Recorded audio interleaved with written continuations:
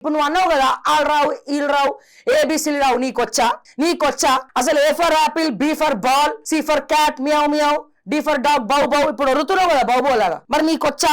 నీకు అసలు ఏమైనా వచ్చా? నీకొచ్చి ఉంటే నువ్వు ఇంగ్లీష్ చక్కగా మాట్లాడేటోడివి కదా. అట్లీస్ట్ నాకు అర్థం కాక అడుగుతా, మాస్ కమ్యూనికేషన్ జర్నలిజం నేను చేసిన.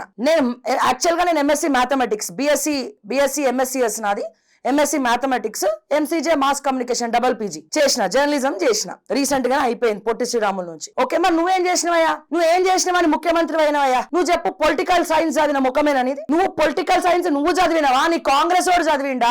కాంగ్రెస్ లో ఉన్నటువంటి మీ బట్టి విక్రమార్క పొలిటికల్ సైన్స్ చదివిండా? ఎవరెవరు చదివిండు పొలిటికల్ సైన్స్? ఏ పొలిటికల్ సైన్స్ చదివి ఏ ముఖ్యమంత్రి అయినో, ఏ రాజకీయాలను వెళ్తున్నావు? ఎందుకు కాంగ్రెస్ పార్టీ టీపీసీసీ అధ్యక్షుడు అయినో? ఎందుకైనా నువ్వేం చదువుకోకుండా నువ్వు ఎందుకైనా రాజకీయాలకు ఎందుకు వచ్చినావు? నీకు వస్తే అక్షరం ముక్క, సబ్జెక్ట్ తెలియదు, పాడు తెలియదు. బూతుల్లో ఆ చదివినటువంటి రేవంత్ రెడ్డి సబ్జెక్ట్ పరంగా మాట్లాడడానికి ఫెయిల్.